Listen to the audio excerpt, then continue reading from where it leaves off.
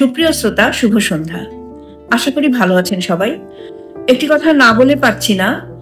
সত্যি কথা বলতে কি, আমি যখন এই অনুষ্ঠানটি শুরু করি কেমন যেন একটা অস্বস্তি কাজ করত। মানে আপনাদের অস্তিত্ব আমি সেভাবে বুঝতে পারতাম না। যত দিন যাচ্ছে দেখতে পাচ্ছি আমাদের মাঝের ঝাপসা অন্ধকার কেটে যাচ্ছে, একটি আলোর রেখা দেখতে পাচ্ছি। এই প্রমাণিত অপ্রমাণিত নিয়ে আমার অনেক স্বপ্ন। আমার এই অবসর জীবনের প্রতিটি ক্ষণে, প্রতিটি পলে কেবলই ঘুরে বেড়ায় প্রমাণিত অপ্রমাণিত। নিশ্চয়ই আমার এই অনুভূতি, এ ভালোবাসা একদিন আপনাদের মাঝেও ছড়িয়ে যাবে, আর সেদিনই আমি নিজেকে সার্থক মনে করব। আমার সব পাওয়ার এ জীবনে শেষ পাওয়াটি নিশ্চয়ই আমায় হতাশ করবে না। শ্রোতা বন্ধুরা, আজকের বিষয়টি এই সামাজিক অবক্ষয়ের যুগে খুবই বেদনাদায়ক, আবারও গুরুত্বপূর্ণ। আসলে আমাদের এ সমাজে যদি এই আইনটি পাশ করার প্রয়োজন না করত, তবেই বোধহয় সবচেয়ে স্বস্তি পেত এই সমাজ। কিন্তু বিধি বাম। চলুন কথা না বাড়িয়ে চলে যাই আজকের গল্পে। আজকের বিষয় হলো পিতামাতার ভরণ পোষণ আইন 2013। বৃদ্ধ সোনা মিয়া তার পুত্রের সংসারে বড়ই কোণঠাসা অবস্থায় পড়ে আছে। পুত্র রমজান জানিয়ে দিয়েছে পিতা সোনা মিয়া যেন তার সব জমি লিখে দিয়ে যায় তাকে। রমজান তার পিতার দেখাশোনা, খাবার দাবার সবকিছু ব্যবস্থা করবে, আর সোনা মিয়া মারা গেলে তার কন্যা মরিয়ম উড়ে এসে জুড়ে বসবে জমিতে, ভিটায়। তা তো হতে পারে না। সায় দেয় এ কথায় পুত্রবধূ মনোয়ারা। অসহায় নাতনি রুবিনা লুকিয়ে লুকিয়ে তার দাদাকে খাবার দেয়। আশেপাশের পড়শিরা সোনা মিয়াকে বলে আজকাল নাকি বৃদ্ধ পিতামাতার জন্য আইন আছে, সে যেন ব্যবস্থা নেয়। এভাবে কতদিন? অসহায় সোনা মিয়া ভাবে, হায়, আইন দিয়ে কি ভালোবাসা আদায় করা যায়? এক সময় সব সহ্যের সীমা ছাড়িয়ে যায়। প্রতিবেশী রকিব মিয়া আর সুলতান মিয়া লুকিয়ে সোনা মিয়াকে নিয়ে যায় জেলা লিগাল এইড অফিসে, যেখানে বিনামূল্যে আইনি সেবা দেয়া হয়। প্রয়োজনে টাকা পয়সা ছাড়াই উকিল সাহেবরা মামলা করেন। লিগাল এইড অফিসার সোনা মিয়ার কাছে সব শুনে রমজান মিয়াকে নোটিশ পাঠায়। আপোষের চেষ্টা করে, কোনো ফল হয় না। রমজান মিয়ার একই কথা, আমি আমার বাপকে দেখি, খাওয়াই পড়াই, তো বাপ কেন সব জমি তাকে লিখে দেয় না? কেন তার মৃত্যুর পর বাপের জন্য কোনো কিছু না করেই বোন ভাগ পাবে? সোনা মিয়া বলে তার কন্যা শ্বশুরবাড়িতে কোনো মতো টিকে আছে। তার মৃত্যুর পর কন্যার শেষ আশ্রয় এইটুকু জমি, তাও যদি না থাকে মেয়েটা পথে বসবে। মামলা হয় রমজান মিয়া আর তার স্ত্রীর নামে। আদালতে মামলা চলাকালে বৃদ্ধ পিতা বিচারককে বলেন, আমি আমার ছেলে বউয়ের কোনো শাস্তি চাই না, সুমতি চাই হুজুর। অসহায় পিতার আর্তনাদে মন গলে না পুত্র রমজান আর তার পুত্রবধূর। বিচারক দুপক্ষের সাক্ষ্য প্রমাণাদি পর্যালোচনায় আদেশ দেন যে বাদী সোনা মিয়া তার বক্তব্য প্রমাণে সমর্থ হয়েছে।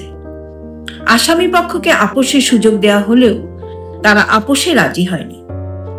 তাদের বিরুদ্ধে বৃদ্ধ পিতাকে ভরণ পোষণ না দেওয়ার অভিযোগ প্রমাণিত হওয়ায় পিতামাতার ভরণ পোষণ আইন 2013 এর 5-1 ধারায় রমজান আলীকে এবং 5-2 খ ধারায় রমজান আলীর স্ত্রী ফুলবানুকে পৃথকভাবে 1 লক্ষ টাকা জরিমানা, অনাদায়ে 3 মাস কারাদণ্ডে দণ্ডিত করা হয়।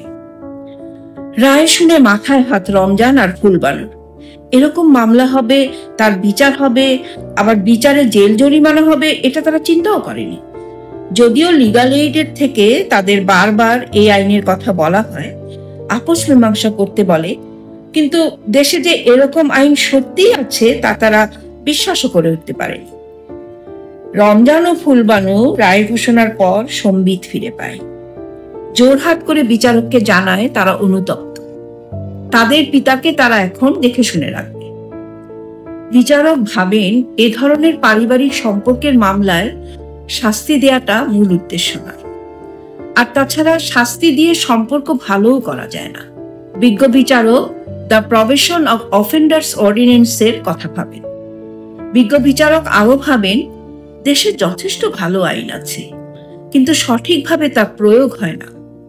সাধারণ ভুক্তভোগীরা এসব আইন সম্পর্কে অবগত নয়, আর সেজন্য ভালো ভালো আইনগুলো সাদা কালো কাগজের লেখা থেকে বের হয়ে এসে জনসাধারণের কল্যাণে আসে খুবই কম।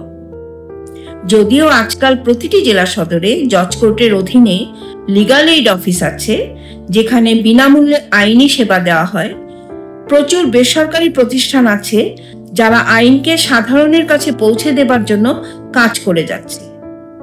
কিন্তু 18 কোটির এই দেশে আজও সাধারণ মানুষের কল্যাণের জন্য যেসব আইন, তা সহজবোধ্য করে বোঝানো সম্ভব হয়নি, পৌঁছানো সম্ভব হয়নি সাধারণ মানুষের দরজায়। বিজ্ঞ বিচারক বাদী সোনা মিয়াকে বলেন, আপনার পুত্র পুত্রবধূ অনুতপ্ত, তারা তাদের ভুল সংশোধন করতে চায়, আপনি কি তাদের ক্ষমা করে একটি সুযোগ দিতে চান? সোনা মিয়া জজ সাহেবের কথায় হাতে চাঁদ পায়। তিনি বলেন, হুজুর, আমি কোনোদিনই চাই না সন্তান শাস্তি পাক, আমি চাই তাদেরকে নিয়ে শান্তিতে থাকতে। জজ সাহেব কাঠগড়ায় দাঁড়ানো আসামিদের দিকে তাকিয়ে বলেন, দেখেছেন, আপনাদের পিতা আপনাদের অপরাধ প্রমাণিত হওয়া সত্ত্বেও শাস্তি চাচ্ছেন না। আইন অনুযায়ী সন্তানের কাছ থেকে ভরণ পোষণ পাওয়া পিতামাতার অধিকার। এ আইন ভঙ্গ করলে শাস্তি হবে। কিন্তু এখানে যেহেতু আসামিগণ তাদের ভুল বুঝতে পেরেছে এবং তারা নিজেদের সংশোধন করতে চায়, সেহেতু বর্তমান আদেশটি স্থগিত রেখে বিজ্ঞ আদালত নতুন আদেশ দিতে শুরু করেন। আদেশে বলা হয়, আসামি রমজান মিয়াকে পিতামাতার ভরণ পোষণ আইন 2013 এর 5-1 ধারায় ও আসামি ফুলবানুকে একই আইনের 5-2 খ ধারায় দোষী সাব্যস্ত করে সাজা প্রদান আপাতত স্থগিত রেখে তাদেরকে দ্য প্রভিশন অফ অফেন্ডার্স অর্ডিন্যান্সের 5 ধারা অনুযায়ী 3 বছরের জন্য নিম্নলিখিত শর্তে ও মুচলেকা প্রদানে প্রবেশন অফিসারের তত্ত্বাবধানে থাকার নির্দেশ দেওয়া হলো।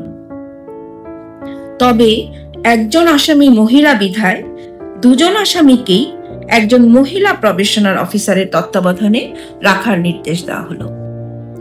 বিজ্ঞ আদালত কিছু শর্ত যোগ করেন। তা হলো, প্রথমত, আসামিগণ 3 বছর পর্যন্ত প্রবেশন অফিসারের তত্ত্বাবধানে থাকবে। দ্বিতীয়ত, আসামিগণ বাদী সোনা মিয়ার সাথে ভালো আচরণ করবে, তাকে সঠিকভাবে দেখাশোনা করবে, ভরণ পোষণ প্রদান করবে। তৃতীয়ত, আসামিগণ বাদীকে কোনো সম্পত্তি লিখে দেবার জন্য চাপ প্রয়োগ করবেন না। চতুর্থত, বর্ণিত সময়ে আসামিগণ কোনো অপরাধের সাথে যুক্ত হবেন না। পঞ্চমত, আসামিগণ উপরোক্ত কোনো শর্ত ভঙ্গ করলে তাদের প্রবেশন বাতিল হবে এবং তাদের বিরুদ্ধে দ্য প্রভিশন অফ অফেন্ডার্স অর্ডিন্যান্সের 7 ধারা অনুযায়ী আইনানুগ ব্যবস্থা গ্রহণ করা হবে। সুপ্রিয় শ্রোতা, আজকের ঘটনা এবং বিচার সবই আপনাদের অনেকের কাছে একটু অজানা প্রক্রিয়া। সচরাচর আমাদের কাছে এ ধরনের মামলা আসে না। আবারও সচরাচর আমাদের বিজ্ঞ বিচারকগণ দ্য প্রভিশন অফ অফেন্ডার্স অর্ডিন্যান্সের প্রয়োগও করেন না।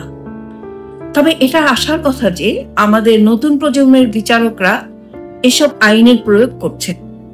আইনের প্রয়োগের ক্ষেত্রে অলিখিত অচলায়তন ভাঙছে। একেবারে খুব সহজ করে যদি আজকের বিষয়টি নিয়ে বলি, তাহলে বলতে হয় 2013 সনে আমাদের দেশে পিতামাতার ভরণ পোষণ আইনটি পাশ হয়েছে। আমাদের দেশের সামাজিক বন্ধনের কারণেই এই আইনটির প্রয়োগ তেমন দেখা যায় না। এই আইনে কিন্তু কেবলমাত্র পিতামাতা না, দাদা দাদি, নানা নানিরাও সুরক্ষা পেয়ে থাকেন। আজকের এই অপ্রচলিত আইন আর তার প্রয়োগ নিয়ে, বিশেষ করে প্রবেশন নিয়ে আপনাদের মনে নিশ্চয় অনেক প্রশ্ন দেখা দিয়েছে। করে ফেলুন সব প্রশ্ন, বলে ফেলুন আপনাদের কোনো পরামর্শ। শ্রোতা আর কথকের মেলবন্ধনে প্রমাণিত অপ্রমাণিত পৌঁছে যাক সাধারণ মানুষের দোরগোড়ায়। আর আপনারা তো জেনেই গেছেন, এখন থেকে প্রতি বৃহস্পতিবার রাত 9টায় প্রমাণিত অপ্রমাণিত নিয়ে হাজির হচ্ছে। চলুন ফিরে যাই আবারও আমার 9 মাসের ওকালতি জীবনের গল্পে। যা বলছিলাম গত এপিসোডে, 9 মাসের ওকালতি জীবনের প্রথম দিকটা ভালোই কাটছিল। একেবারে নতুন পরিবেশ, নতুন জীবন। সময় চলতে লাগলো খুব দ্রুত। খেয়াল করলাম সিনিয়র শুক্রবার বেশিরভাগ ডিকটেশন জমিয়ে রাখতে আমাকে দিয়ে করাবেন বলে। শুক্রবার সকাল সকাল আমি পৌঁছে যেতাম সিনিয়রের চেম্বারে। আমি গেলে সিনিয়র আমাকে ডিকটেশন দিতে শুরু করতে। ততদিনে আমি ডিকটেশন নিতে বেশ স্বচ্ছন্দ বোধ করছি। যথারীতি ওকালতনামাগুলোতেও জুনিয়র হিসেবে আমার সইও থাকত। আমরা 7-8 জন জুনিয়র স্যারের চেম্বারে ছিলাম। আমি একেবারেই নতুন, কিছুই জানি না, কিছুই বুঝি না, সবকিছুতে বেশি উৎসাহ। 4-5 মাসের মাথায় দেখলাম অন্যান্য জুনিয়ররা আমায় ঠিক পছন্দ করছেন না। কেমন যেন একটা গুমোট পরিবেশ। শুধুমাত্র সিনিয়র যখন থাকেন ততক্ষণ সব স্বাভাবিক। একদিন আমি সিনিয়রের চেম্বারে বসে কাজ করছি, ভিতর বাড়ি থেকে একটি লোক আমাকে ডেকে নিয়ে গেল। আমি ভিতরে গিয়ে দেখি সিনিয়রের স্ত্রী বসে আছেন। আমার সিনিয়র বাবার বয়সী ছিলেন, বাবার সাথেই ওনার সখ্যতা ছিল। সে সূত্রেই ওনার চেম্বারে কাজ করার সুযোগ হয়েছিল। স্বাভাবিকভাবেই আমি সিনিয়রের স্ত্রীকে আদাব দিয়ে বললাম, মাসিমা আমায় ডেকেছেন? উনি আমার সাথে 2-4 মিনিট যা কথা বললেন তাতে আমার বুঝতে বাকি রইল না ওনাকে আমার সতীর্থরাই অন্যায়ভাবে কান ভারী করেছে। আমার তখন 25 বছর বয়স। কোন কথার কি অর্থ না বুঝতে পারার কথা নয়, বয়সও নয়। আমি এ কথাও বুঝলাম এ যুদ্ধ আমার একার। আমি আমার পিতৃতুল্য সিনিয়র থেকে শুরু করে সকলের সাথেই কিছুই হয়নি ভেবে চলতে থাকলাম। প্রথমেই বলেছিলাম জজ হবার জন্যই ল পড়েছিলাম, কিন্তু এ কদিন আইনজীবী হিসেবে টুকটাক কাজ করতে পেরে বেশ ভালোই লাগছিল প্রফেশনটা।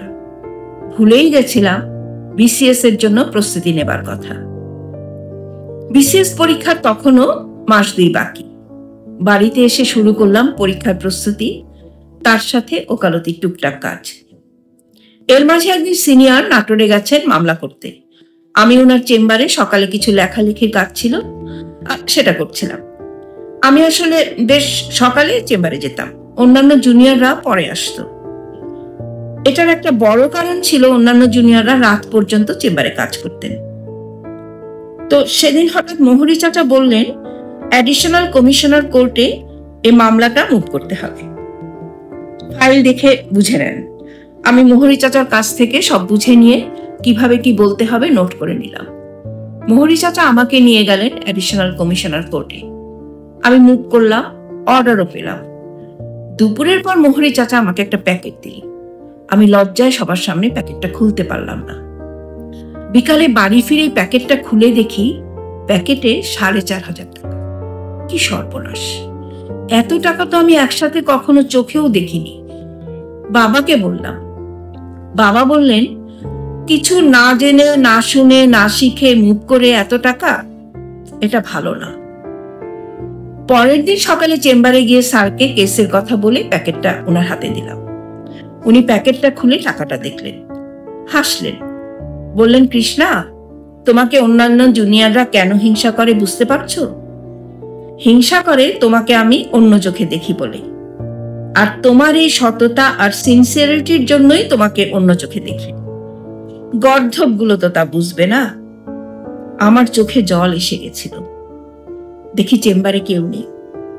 আমি স্যারকে বললাম, স্যার আপনাকে একটা প্রণাম করি। প্রণাম শেষে উঠে দাঁড়াই সময় সেদিনকার ভিতর বাড়ির কথার যে গ্লানি নিজেকে কুকড়ে খাচ্ছিল, কোথা থেকে এক দমকা হাওয়ায় তা মিলিয়ে গেল।